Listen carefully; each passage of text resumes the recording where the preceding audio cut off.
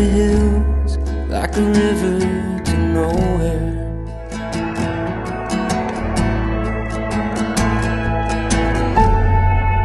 Doing my best, looking for rest, for a marathon mind.